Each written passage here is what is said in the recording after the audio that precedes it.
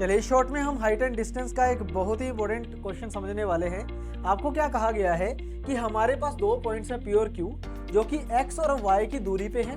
y जो है वो x से बड़ा होगा और वो एक टावर के पीक के साथ दो एलिवेशन एंगल बना रहे हैं, एक मान लीजिए a है और एक मान लीजिए b है।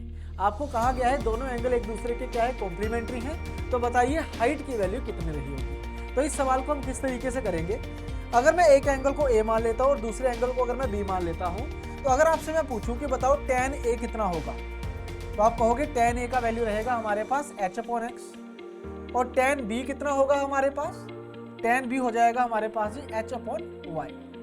अब हमने एक चीज पढ़ी हुई है कि जब भी कभी दो एंगल एक दूसरे के कॉम्प्लीमेंट्री होते हैं, तो जब भी कभी दो एंगल एक दूसरे के कॉम्प्लीमेंट्री होते हैं, मतलब a प्लस b जब भी 90 डिग्री का होगा, तो tan a into tan b हमेशा किसके बराबर होगा, 1 के बराबर होगा।